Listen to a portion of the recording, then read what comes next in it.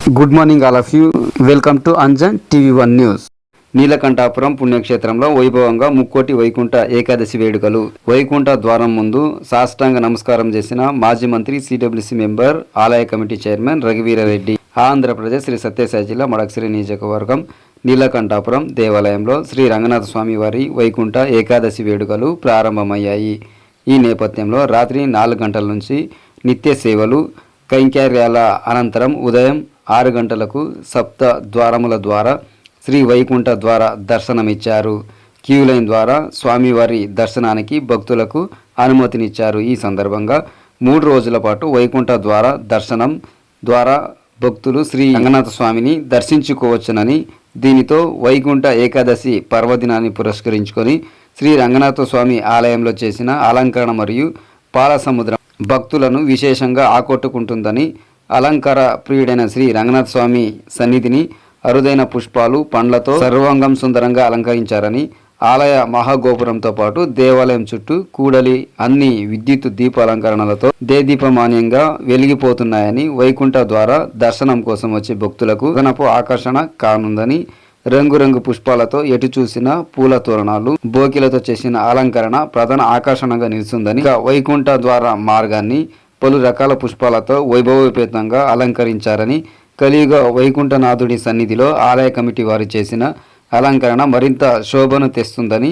ఆంధ్ర, కర్ణాటక నుండి భక్తులు వచ్చి దర్శనాలు చేసుకుంటున్నారని ఆలయ సిబ్బంది తెలియజేశారు.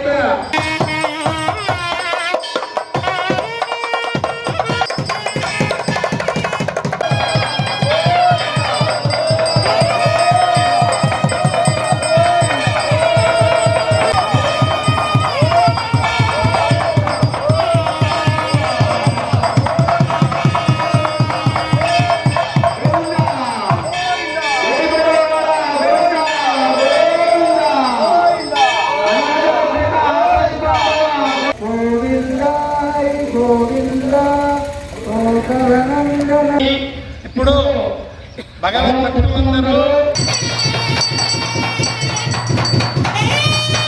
దృష్ట్వా పునర్జన్మ నవిద్యతే అని ముఖ్యంగా షటారి కూడా ఇప్పుడు అప్పకే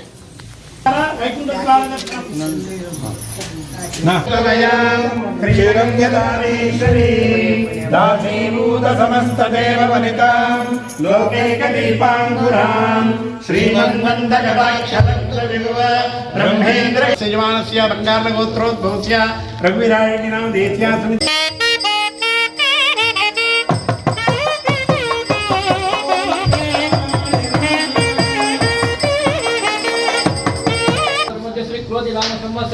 दक्षिणायने हेमंत ऋतौ पुष्यमासे शुक्लपक्षे एकादश्यां वासरः वासरः वासरः वासरो